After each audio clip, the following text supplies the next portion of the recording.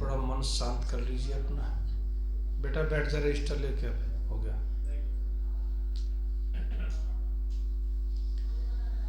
दर्दों के सब अंधेरे जीवन से छटते जाए, जब कोई प्रभु ध्याए, जब कोई प्रभु ध्याए। प्रभु ध्याए, जब कोई प्रभु ध्याए तो याद हो ही गया होगा। इसको सब बोलो मस्ती में थोड़ा आके। दर्दों के सब अंधेरे जीवन से छटते जाए, जब कोई प्रभु ध्याए, जब कोई प्रभु ध्याए। खुशियों भरी हो जिंदगी, फूलों सी मुस्कुराए, जब कोई प्रभु ध्याए, जब कोई प्रभु ध्याए। सागर विशाल तूने लहरों से है गुंजाया, सागर विशाल तूने लहरों से है गुंजाया। ऊंचे गगन में स्वामी तारों को जगमगाया। ओ बादल में देखा पानी, ये शीश झुकता जाए, जब कोई प्रभु ध्याए, जब कोई प्रभु ध्याए।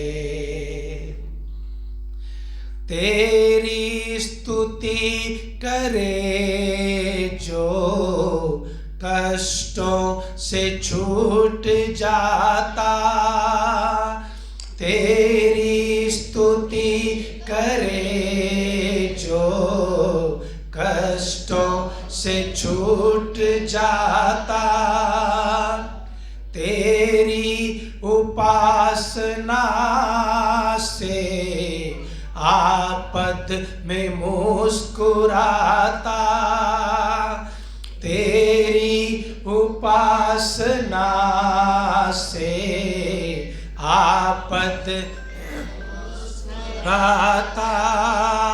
हो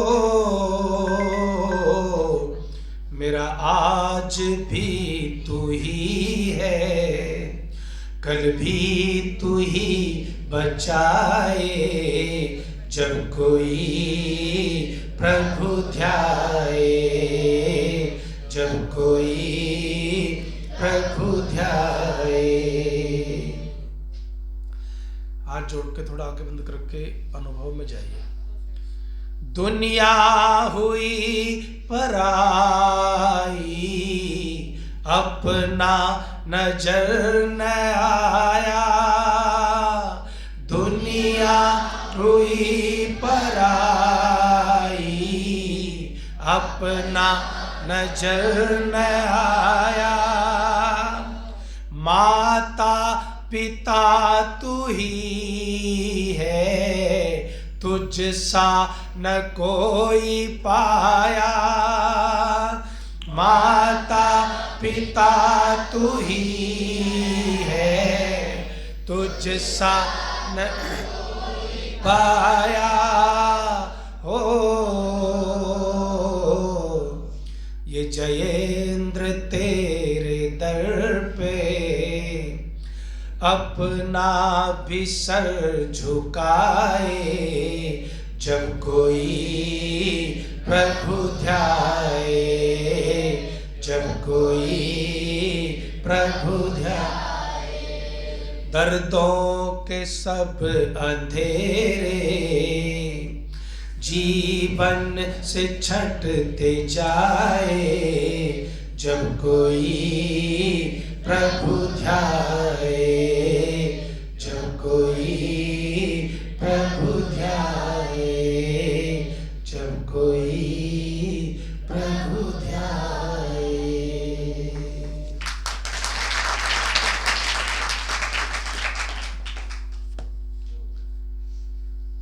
उपस्थित भद्र पुरुषों, वंदनीय मातृशक्ति प्रिय ब्रह्मचारियों, आप सबके मन में सत्संग के प्रति, शास्त्रों के प्रति, आर्य समाज के प्रति, दयानंद के प्रति अगाध श्रद्धा है। वह श्रद्धा आपको इस सत्संग भवन में लेकर के आती है। उसी श्रद्धा की ज्योति को प्रदीप्त कर लीजिए और चेतन होकर के बैठिए। विषय चल रहा था कर्मण्येवाधिकारस्ते मा फलेषु कदाचन, मा कर्म फल हेतुर्भु माते संगोस्तु कर्मणि, जिस पर काफी विस्तार से मैंने आपको समझाया। कहते हैं कि आपको फल के बारे में विचार करना है। किस कर्म का क्या फल हो सकता है ये जानना तो बहुत ही जरूरी है, नहीं तो फिर सही गलत को बिना काम करेंगे जाने बिना तो फिर सब गड़बड़ हो जाएगी। लेकिन आपको फल की चिंता बोलो नहीं करनी है। और इसी संदर्भ में मैंने आपको समझाया था कि चिंता कर भी लो तो कभी कुछ बोलो नहीं बनेगी बात, क्योंकि आपके हाथ में केवल कर्म करने का अधिकार है। इसलिए कहा इस कर्म योग को समझाते हुए कि आपका उद्देश्य है स्वकर्म त्यक्तो ब्रह्मन् धर्म इह दृश्यते, सर्वकर्मान्वितो यस्तु स धर्म इति निश्चय। एक बात ये भी समझाई है कि जो अपने कर्म में निरत रहता है वो धार्मिक है। ये रजिस्टर कल्पालय भी रख लो ना लेके, नहीं इसी में सब लगे रहेंगे। जो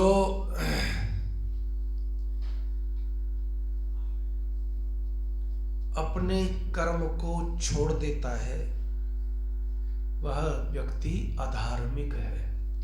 क्या है बोलो? अधार्मिक है। जिसको जो कार्य आता हो उसको वो ही काम करना चाहिए। देखिए उदाहरण कभी कभी हम इधर उधर से भी समझाने पड़ते हैं। अमिताभ बच्चन जो है ना, वो उसका दिवालिया पिट गया, और दिवाला पिट गया, न कोई काम देने के लिए आता, न कोई पूछता, बस नाम चल रहा है। तो वो कहते हैं कि मैं बड़ी चिंता में रात बिताई कैसे जैसे। फिर उसके बाद कहते हैं मैं काम मांगने के लिए गया यशराज जी के पास। मैंने सोचा कि जो काम मुझे आता था वो तो मैंने किया नहीं, और दूसरे काम शुरू कर दिए जो मुझे आते नहीं थे, इसलिए सब गड़बड़ हो गई। तो उसने कहा कि बस मुझे अभिनय करना आता था, वो छोड़ के मैं कहीं डायरेक्टर बन, कहीं इंडस्ट्री बना, कभी कुछ कर कभी कुछ, और इसमें चला गया। परिणाम क्या हुआ? उन्नति की बजाय अवनति हुई। तो कहते हैं मैंने जाकर के उनसे कहा कि मुझे काम चाहिए, और जो काम मुझे आता है मैं वही करना चाहता हूँ। उन्होंने झट से काम दिया, फिर से अपने कर्तव्य में जो भी आता था उसमें लगा, कहाँ से कहाँ निकला। लेकिन ये तो भौतिक उदाहरण है। यहाँ का जो दर्शन है, जो फिलोसफी है, वो इतनी साधारण नहीं है, वो कुछ इससे आगे की चीज है। तो अब आगे चलते हैं, इसको थोड़ा सा आप समझते चलिएगा। योगस्थः कुरु कर्माणि संगम त्यक्त्वा धनंजय सिद्ध्य सिद्ध्यो समो भूत्वा समत्वम योग उच्यते।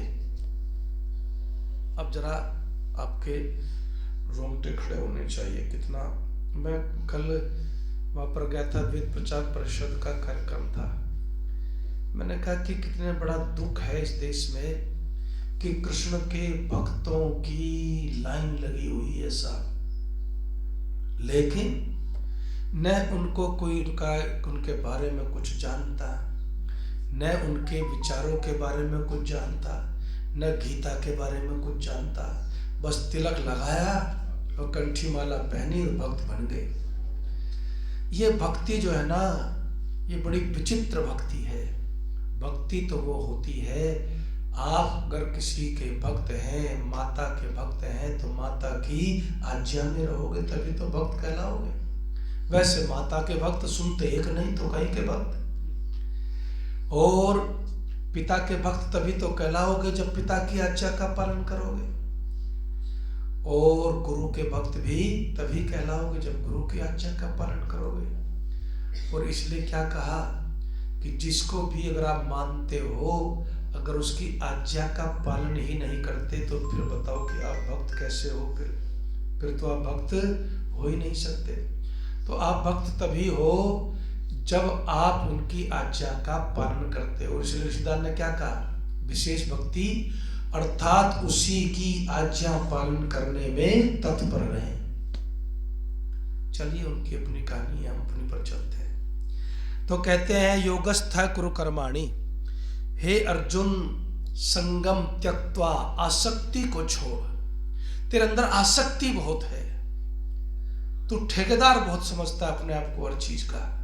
उस आसक्ति को छोड़ करके, आसक्ति का मतलब क्या होता है जी, जब व्यक्ति आसक्त हो जाता है ना, तो वो दुनिया छोड़ देता है, लेकिन उसको नहीं छोड़ता जिसमें उसकी बोलो आसक्ति होती है। खत्म कर देते लोग बाग यार। एक मिनट जी, मैं जरा इसको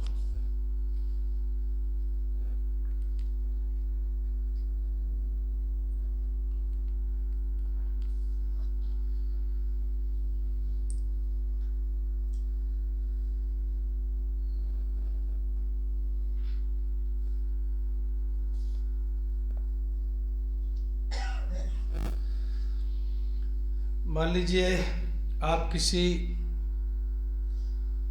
उसमें है, किसी भी विषय में आसक्त यदि आप हो गए ना, तो फिर उसको आप नहीं छोड़ पाते।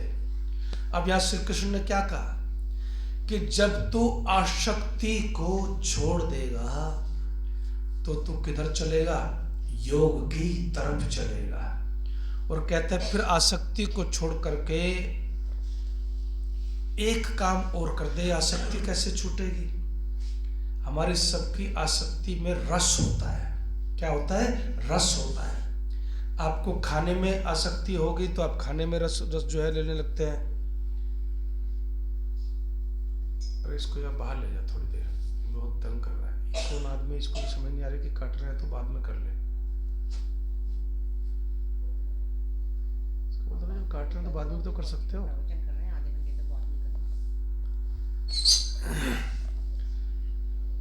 तो कहते हैं कि आसक्ति को छोड़ करके, आसक्ति कैसे छूटेगी वो सूत्र भी इसी में छुपा दिया है, साधारण आदमी नहीं पकड़ेगा इस बात को। कहते हैं कि आसक्ति तब छूट सकती सिद्ध्या सिद्ध्यो समो भूत्वा, कि सफलता में, और बोलो असफलता में समान हो गया।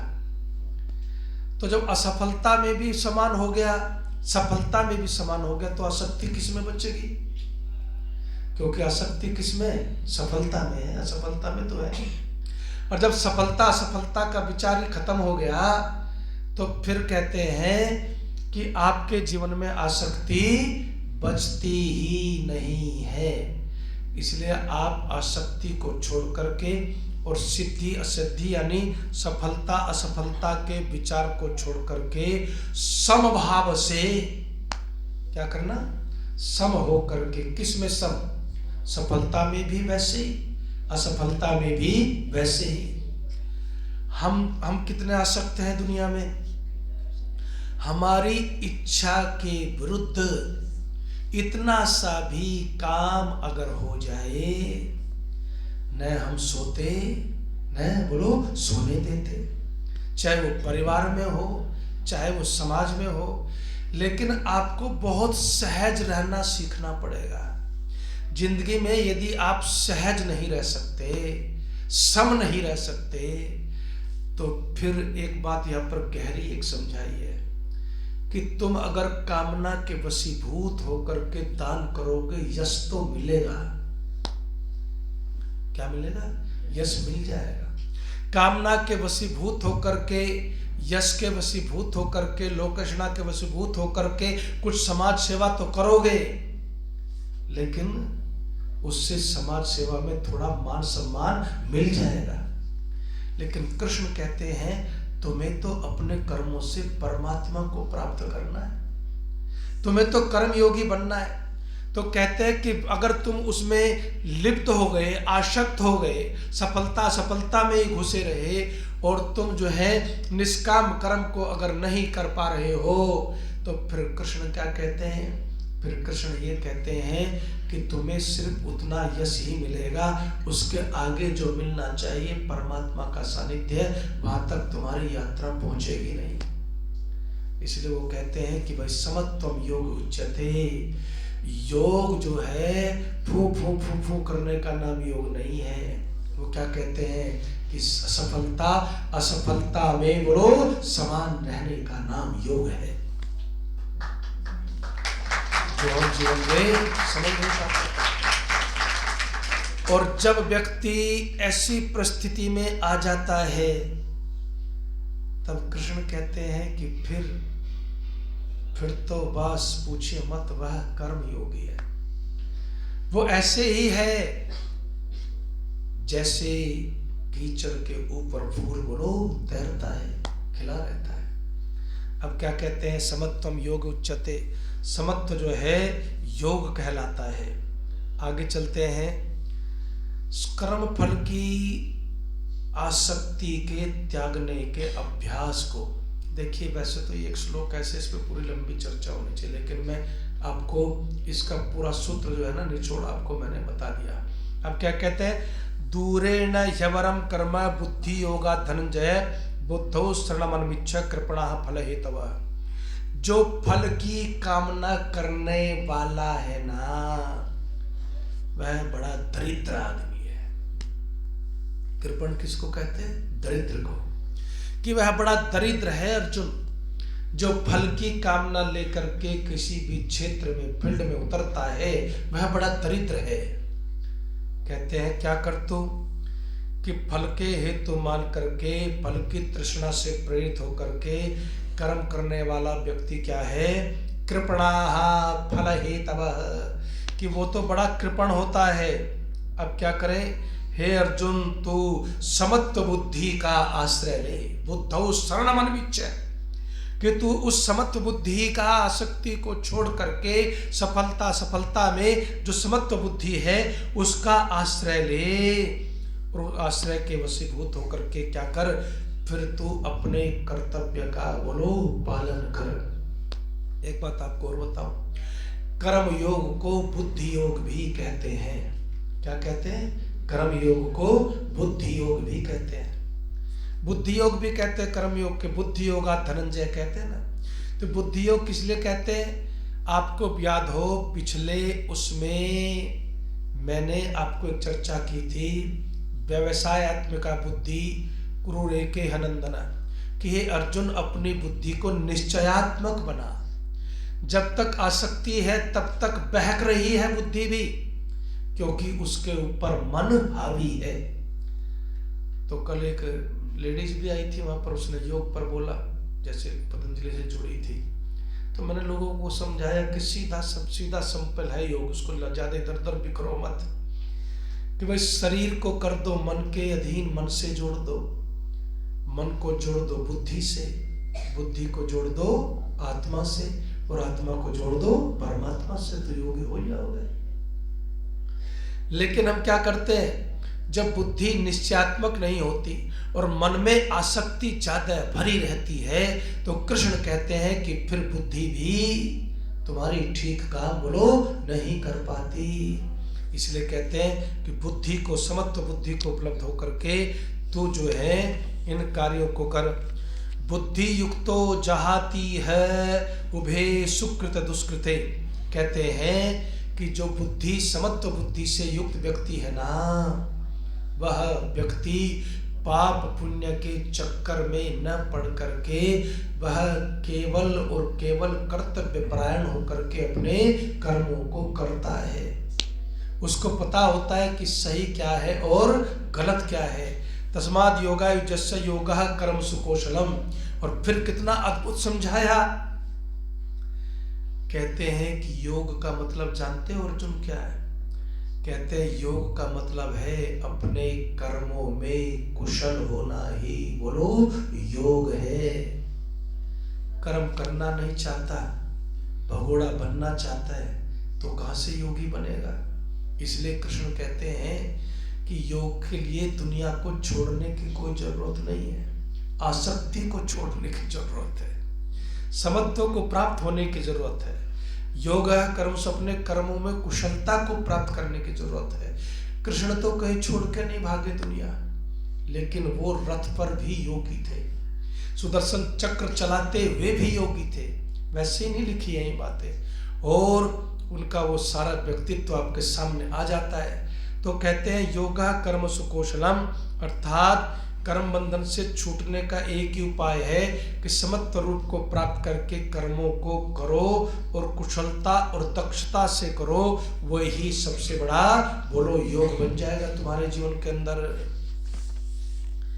कर्मजम बुद्धि युक्ता ही फलम त्यक्त्वा मनीषिणः जन्म बंधन रुक्ता पदम गच्छन्ति नामयम्। कहते हैं बुद्धि युक्ता या बुद्धि युक्त की जब भी बात आएगी वो समत्व बुद्धि से बात आएगी। सफलता की चिंता छोड़ करके जब तुम समत्व बुद्धि से युक्त हो जाते हो, तो कहते हैं फलम त्यक्त्वा मनीषिणः। ऐसे जो मनीषी व्यक्ति हैं वो फल के विचार को छोड़ करके कर्मजम बुद्धि युक्ता, ऐसी बुद्धि से युक्त होते हैं समत्व की, जो तुम्हारे कर्मों को करने का आधार बोलो बनती है। क्या करते हैं? जन्म बंध विनिर्मुक्ताः। एक रास्ता तो है ज्ञान योग का, एक रास्ता है भक्ति योग का, एक रास्ता है कर्म योग का। इस समय जो चर्चा चल रही है वो किस पर चल रही है बोलो?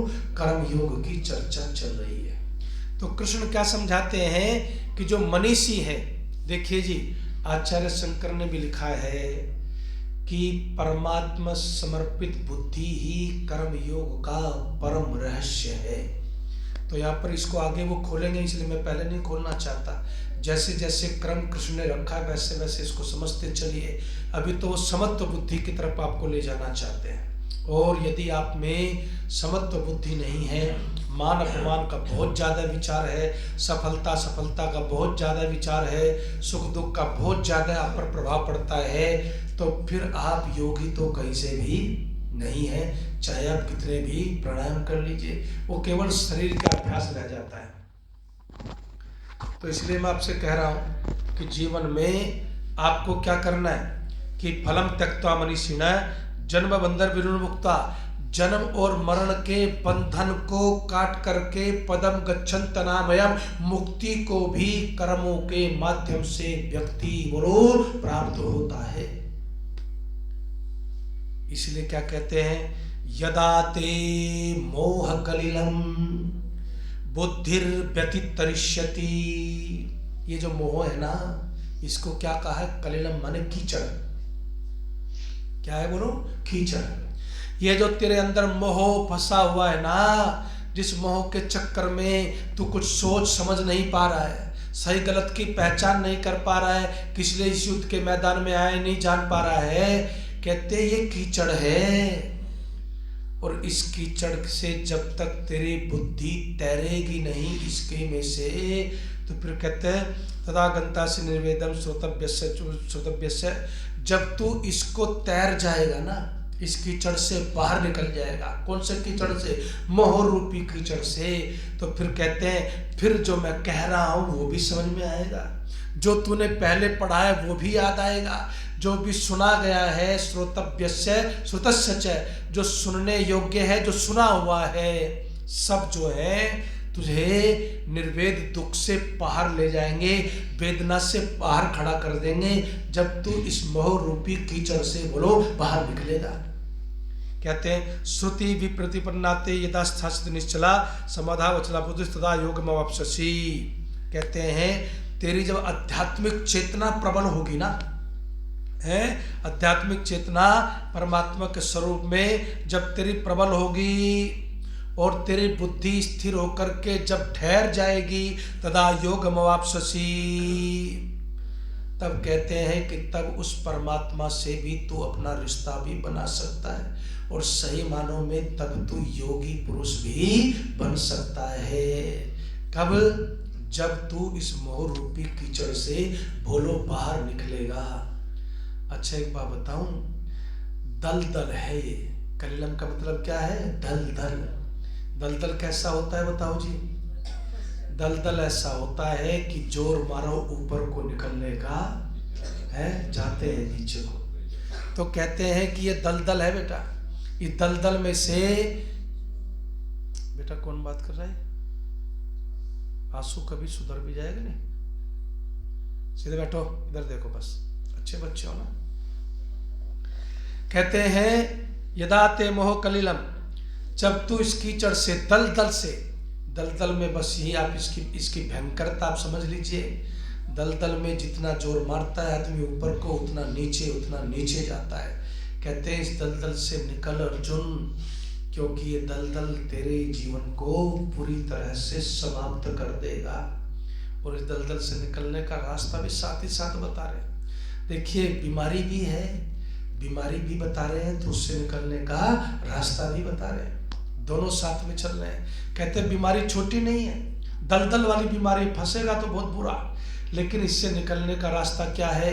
समत्व है, योगी बनना है, कर्म योगी बनना है, तो इससे जाकर के तुम निकल जाओगे।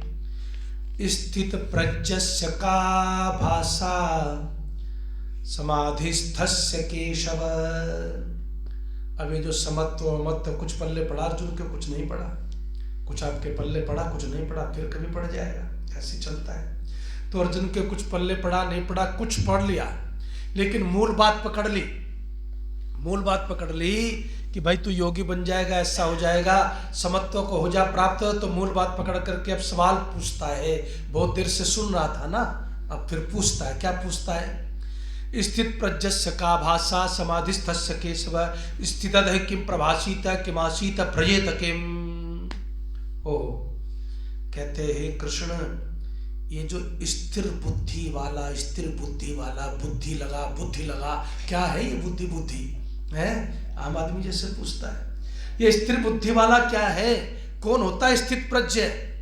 कौन ऐसा होता है जो सुख दुख में भी वैसा ही रहे, सफलता में भी वैसे रहे, जय पराजय में भी वैसे रहे, जो समत्व को उपलब्ध हो जाए, जिसके अंदर कर्मों में फल की कोई आसक्ति ना हो, आसक्ति को छोड़ दे। कौन है ये स्थित प्रज्ञ? कहते हैं स्थित किम समाधिस्थस्य, जो समाधि में स्थित हो गया, ऐसा स्थिति प्रज्ञ कौन होता है? मुझे कुछ और विस्तार से समझाओ जरा। ये क्या स्थित किम प्रभाषित, वो स्थित प्रज्ञ व्यक्ति किम प्रभाषित, कैसे बोलता है, कैसे बैठता है, कैसे चलता है? किमासीत ब्रजेत किम, तो कहते हैं कैसे चलता है, कैसे बैठता है और कैसे बोलता है, ये जानना है मुझे। ओह अद्भुत अब सूत्र जो है आ गया। प्रजहाति यदा कामान सर्वान् पार्थ मनोगतान् आत्मन्येवात्मना तुष्टः स्थित प्रज्ञस्तदोच्यते। कमाल का सूत्र है भाई। यदा कामान प्रजहाति, कहते हैं हे अर्जुन, जब कामनाओं को छोड़ देता है, क्या कर देता है? छोड़ देता है। सर्वान मनोगतान, किसमें है कामनाएं? कहाँ छुपी हुई हैं? इस मन में। मन में क्या भरी है जी? है कामनाएं। इसलिए क्या कहते हैं? मनोकामनाएं हैं। मनोकामनाएं हैं, कामनाओं का अपना कोई अस्तित्व नहीं है, वो मनोकामनाएं हैं। कहते हैं मनोगतान, मन में छिपी हुई जो बहुत सारी कामनाएं हैं, जो शांत होने का बोलो नाम ही नहीं लेती, जिनकी कभी पूर्ति होती ही नहीं। हम पूरे हो जाते हैं लेकिन उनकी कभी पूर्ति नहीं होती साहब। तो कहते हैं ऐसी समस्त कामनाओं को उखाड़ करके फेंक देता है, प्रजाति छोड़ देता है सबको। और कहते हैं आत्मन्येवात्मना तुष्टः स्थित प्रज्ञस्तदुच्यते, जो अपने आप में ही बोलो संतुष्ट रहता है। आत्मनि एव आत्मना तुष्टः, अपनी आत्मा में अपनी तरफ ध्यान देते हुए अपने ही विचारों में, अपनी उन्नति में जहाँ व्यक्ति संतुष्ट रहता है, कहते हैं ऐसे व्यक्ति को क्या कहते हैं? स्थित प्रज्ञ। सबसे बड़ी समस्या क्या है ना, कभी कभी मुझे लगता है कि हम तो अपने आप से ही नाराज घूम रहे हैं। बहुत सारे लोगों को आपको ऐसा लगेगा देख के, अरे ये मेरे से नाराज है, अपने आप से नाराज है। आपको समझ में आ जाता है थोड़ी देर में कि वो अपने आप से ही नाराज है। मैं आपको बिल्कुल सरल भाषा में ले आया हूं। और जो अपने आप से ही नाराज होगा उसको दूसरों से नाराजगी मिलेगी या प्यार मिलेगा? चलो थोड़ी ईमानदारी से बताओ। जो खुद से ही नाराज है तो क्या मिलेगा? दुनिया में भी नाराजगी मिलेगी। लेकिन एक सबसे बड़ी बात है, जो अब से अपने आप से नाराज होता है ना, ये मनोविज्ञान का ग्रंथ है, साइकोलॉजी हो रही है साहब गीता में। तो कहते हैं कि जो अपने आप से नाराज होता है वो सारी संतुष्टि बाहर से करना बोलो तो सही चाहता है साहब, और इसलिए बाहर से कभी संतुष्टि मिल नहीं सकती। आप कभी किसी को संतुष्ट नहीं कर सकते पूरी तरह, और कोई आपको भी बोलो संतुष्ट नहीं कर सकता। कौन कर सकता है? केवल हम ऐसे हैं जो अपने आप को संतुष्ट बोलो कर सकते हैं। और वो संतुष्टि कब आएगी? कहते हैं जब तुम कामनाओं को छोड़ दोगे। कामनाएं छूटेगी, बुद्धि तक जाओगे तो फिर कहाँ जाओगे? फिर आत्मा तक पहुंचोगे ना, फिर संतोष का खजाना खोजोगे। फिर कहते हैं कि जो आत्मनेव आत्मना तुष्ट है, जो फिर अपने आप में जो तुष्टि मिलती है, जो संतोष मिलता है, कहते हैं ऐसे संतुष्ट व्यक्ति को क्या कहते हैं बोलो? स्थित प्रज्ञ कहते हैं। जो अपने आप से नाराज नहीं, उसको दुनिया की नाराजगी का भी ज्यादा बोलो फर्क नहीं पड़ता, और जो अपने आप से नाराज है उसको दुनिया की नाराजगी का भी बहुत फर्क पड़ता है। ऋषिदांत को देख लीजिए आप। मैं ये कह सकता हूँ कि ऋषिदांत ऐसे पवित्र आत्मा थे जो निश्चित रूप से मोक्ष को जिन्होंने प्राप्त किया। ऐसा संतोष और ऐसी कामनाओं की विरति, प्रजाति यदा का मन जो कहा है ना, इसमें आपको ऋषि के जीवन में हर कदम पर दिखाई पड़ती है। लेकिन मैं तो आपको सूखा वो जान दे रहा हूँ इस समय, क्योंकि गीता लंबी है तो ज्यादा दृष्टांत नहीं बीच में लाता, लेकिन फिर भी उसको थोड़ा सा समझाने के लिए सरल करके लाता हूँ। अब आगे क्या कहते हैं? आगे भी कहते हैं दुखेषु अनुद्विग्नमनाः सुखेषु विगतस्प्रियः। क्या कमाल की बात कही है भाई, कि हम बेचैन होते हैं, उतावले होते हैं। कब होते हैं? जब हमारे ऊपर बोलो तो सही, थोड़ा बोल लिया करो भाई, उम्र हो रही है, नींद आ जाती है, फिर गड़बड़ा जाता है मामला। बोलते रहोगे तो जागते रहोगे। है क्या होता है? दुखेषु अनुद्विग्नमना, कि दुखों में तुम्हारा मन बेचैन ना होता हो। क्या ना होता हो? बेचैन ना होता। सबसे ज्यादा बेचैन कब होता है? दुख होता है, न नींद आती, न खाना ले जाओ अंदर आता है, क्या है? बोलो, सबके साथ दुख तो सबने झेले ही है, आता बाहर को हमने भी झेले, इसलिए अनुभव है कि खाना अंदर ले जाओ बाहर को आता है साहब। क्यों आता है? क्योंकि आप बेचैन हैं, आप तनाव में हैं, आप उद्विग्न हैं। वो कृष्ण कहते हैं कि दुखों में जो उद्विग्न हो गया, दुखों से पार कैसे जाएगा? ये बात समझने वाली है। अगर आप समस्याओं में घिरे हैं और इतने आप अशांत हो गए, इतने आप बेचैन हो गए, इतने आप उद्विग्न हो गए, तो फिर समस्याओं का समाधान का रास्ता आपने बोलो खुद ही बंद कर दिया। इसलिए मैं लोगों को समझाता हूं कि लड़ाई कभी कभी आपको धोपी हुई भी लड़नी पड़े तो लड़नी पड़ेगी, उसका कोई रास्ता नहीं, उसका कोई रास्ता नहीं है।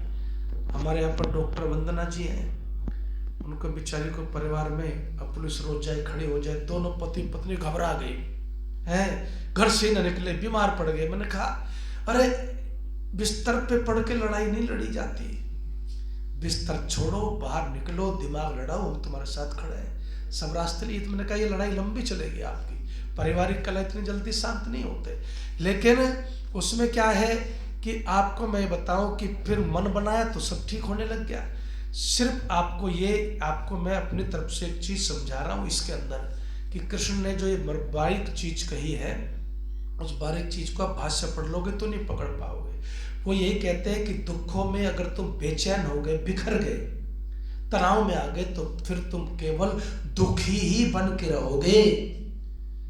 ये जो कहते हैं ना कि जी सुख भी जो है, सुख न रहे तो दुख भी न रहेगा, दुख न जो होगा, दुख आया तो फिर कितने दिन रहेगा, फिर सुख आएगा, अपने आप कुछ आता जाता नहीं, इस चक्कर को छोड़ दो।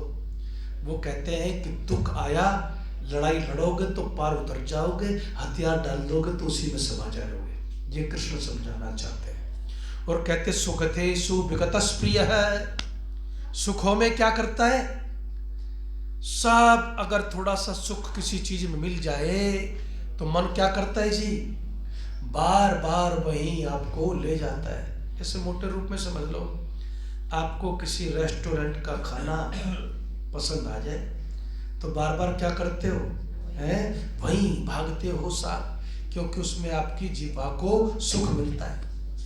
वैसे मुझे तो अपने गुरुकुल का खाना भाई रेस्टोरेंट से बढ़िया लगता है। क्या खाना बनाया था परसों, जिन्होंने नहीं खाया वो पछताएंगे, और जिन्होंने खाया वो बताएंगे कि कितना आनंद आया।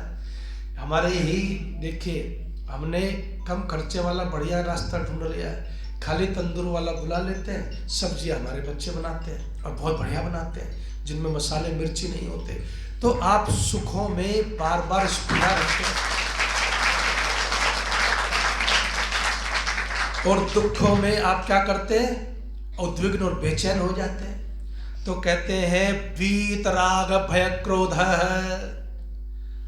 और भय से भी भयभीत नहीं होता, और क्रोध में की भी बोलो नहीं फंसता। आप कहेंगे ऐसा आदमी होता भी है, वैसे ही कह रहे हो क्यों जी, कभी कभी तो लगता है कि ऐसा आदमी होता भी है क्या है। मैं तो आपको ऋषि के हजारों उदाहरण प्रत्येक शब्द पे दे सकता हूँ, भय पे दे सकता हूँ, क्रोध पे दे सकता हूँ, जो है विगतस् प्रिया पे दे सकता हूँ, दुखेषु अनुद्विग्न मना पे दे सकता हूँ। और उसके अलावा भी बहुत सारे लोग ऐसे हुए जिनके जीवन में ये था। आनंद स्वामी जी का जीवन भी ऐसा ही जीवन था। जब वो छोड़ करके तपोवन में गए ना, तो मुकदमा चल रहा था ना, तो कहने लगे कि वो मुकदमे की फाइल गोल गोल मेरे दिमाग में घूमे और कहे कि कुछ साल चंद से आनंद स्वामी तो बन गया तू, लेकिन अभी पड़ोसी से तो तेरा मुकदमा चल रहा है, फिर कहीं का सन्यासी है, फिर कहीं का सन्यासी है। तो कहते हैं कि बस तपोवन से चला और फिर एक बार घर के पास आया, पड़ोसी के घर के सामने गया और पड़ोसी के घर के सामने जाकर के क्या आवाज लगाई, अरे तेरा दोस्त जो है ना वो खड़ा हुआ है, सन्यासी है, भिक्षा मांग रहा है, तो भिक्षा नहीं देगा क्या। जो समस्या 20-30 साल से कभी दोस्ती से दुश्मनी में बदली थी ना, वो कहते हैं कि थोड़ी सी स्थित प्रज्ञता आ जाती है तो दुनिया बदल जाती है साहब। उसने भी 1 मिनट थोड़ी लगाया। पहले तो विश्वास नहीं हुआ कि आवाज, तो पहले सोचा कि जानी पहचानी सी तो लगती है आवाज। फिर देखा रहे तो आनंद स्वामी जो खुशहाल चंद खड़ा हुआ है और कहता है कि मेरी झोली में भिक्षा डाल दे। तो ऊपर से सीढ़ियों में से लथड़ पथड़ होता हुआ आया और आकर के अपने मित्र के गले लग गया। क्या बढ़िया बात कही। तो अकेला सन्यासी नहीं बना, उस सन्यास की भिक्षा मांगने तू नहीं आया, भिक्षा तो तूने मेरी झोली में डाल दी, प्यार की और प्रेम की, मोहब्बत की। तो कहते हैं ये होता है वीतराग भय क्रोध स्थित मुनि उच्चते, कि न उसमें जो है भय हो, न उसमें राग हो, न उसमें क्रोध हो, ऐसा मुनि क्या कहलाता है? बोलो, स्थित ही मुनि रुच्यते। ऐसा मुनि जो है वो स्थित प्रज्ञ कहलाता है साहब। इसलिए मैं कहता हूं कि ये दर्शन तो बिल्कुल व्यवहारिक दर्शन है। सुखी रहने का एकमात्र रास्ता यही है, क्योंकि ये बात तो आप भी जानते हैं, मैं भी जानता हूं कि 100% 100 में से 100 नंबर लाने वालों के स्कूल वाले बोर्ड पे नाम लिखते हैं कि फिजिक्स में 100 नंबर आए जी। मैंने पहले सोचता था कि इनके सब विषयों में 100 में से 100, बोले नहीं जी, ऐसा होता है कि किसी के फिजिक्स में 100 में से 100 आ गए, किसी के मैथ में आ गए, और ओवरऑल टॉपर होता है उसका तो पूरे देश में नाम चलता है, एक ही आदमी आता है। तो ऐसे ही मैं आपको ये कहता हूं कि 50% चाहिए, 100% नहीं लाने आपके हमारे बस की, लेकिन 50% भी आप ला गए, उसका रिजल्ट 100% से भी बढ़िया आता है। तो इस क्षेत्र में आप अपना टारगेट 50% मान करके चलो। और जो आत्मनेव आत्मना तुष्ट वाला जो शब्द है ना, वो पूरी फिलोसफी कह रहा है आपको कि वो होगा तब जब इधर झांकोगे, किधर झांकोगे, इधर झांकोगे, तब वो संभव होता है। तो कहते हैं ऐसा जो स्थित प्रज्ञ है वो बड़े कमाल का होता है भाई। और फिर कहते हैं यह सर्वत्र न विस्मय तत्व प्राप्य शुभाशुभम नाभिनंदति न द्वेष्टि तस्य प्रज्ञा प्रतिष्ठिता। जो है यह सर्वत्र अनभिस्नेह है। अनभिस्नेह का मतलब होता है कि आसक्ति से सर्वत्र रही हो करके शुभ अशुभ जो भी परिस्थितियां हो, कैसी हो, शुभ अशुभ जो भी परिस्थितियां हो, कि कोई आपके झोले में अशुभ डाल रहा है तो भाई उसकी मर्जी, कोई शुभ डाल रहा है तो उसकी मर्जी, कोई आशीर्वाद दे रहा है तो उसकी मर्जी, तो गालियां दे रहा है तो उसकी मर्जी, उसकी उस पर छोड़ो। तुम क्या करो, कहीं पर मालाएं पहन करके डांस ना करना शुरू कर दो। ना अभिनंदती मतलब उछल कूद नहीं मचाता। और कहते हैं कि न द्वेष्टि, और किसी से द्वेष भी नहीं करने लगता। देखिए एक बात बस समझ लीजिए, यहीं पर विराम दूंगा। आप कितने भी अच्छे हो, कितने भी अच्छे हो, आप सबकी नजरों में अच्छे हो सकते हैं? कभी संभव ही नहीं है। और कोई ना कोई आपसे द्वेष भी करेगा, इसमें भी कोई बोलो दो राय नहीं है। कोई ना कोई द्वेष करने वाला भी हो जाएगा। लेकिन श्री कृष्ण क्या कहते हैं यहाँ पर, बहुत अद्भुत एक सूत्र समझाते हैं वो, कि जो तुमसे द्वेष करता है तुम गलती से भी उसका द्वेष करने के चक्कर में मत पड़ जाना। वो करता है जो करता रहे, तुम्हें जो करना है, अरे बोलो तो सही, तुम वो करो। हम सब क्या गलती करते हैं, जो हमसे द्वेष करता है हम कहते हैं पहले इसे ठीक करूंगा। उसे ठीक करने के चक्कर में क्या होता है, वो ठीक होता नहीं, लेकिन हम बुरे बोलो है जरूर बन जाते हैं। इसलिए वो कहते हैं कि भाई जो है ना अभिनंदतु न द्वेष्टि, द्वेष अब यहाँ केवल द्वेष्टि धातु दे दिए, लेकिन इसके पीछे का जो भाव है वो मैं आपके लिए लेकर के आता हूं कि द्वेष्टि जब शुभ और अशुभ दोनों सब जोड़ दिए, यानी कि द्वेष करने वाला क्या देगा, बोलो तो सही, अशुभ देगा, प्यार करने वाला शुभ देगा। न तो तुम्हें शुभ के चक्कर काटने, न तुम्हें द्वेष वाले के चक्कर में पड़ना। तो फिर देखो तुम्हारे जीवन में कैसा फूल खिलता है आनंद का। तो इसलिए इस आनंद के फूल को और खिलाना चाहते हो तो भैया सत्संग में आते रहो, फूल खिलता रहेगा, पानी मिलता रहेगा। इन शब्दों के साथ समय की मर्यादा में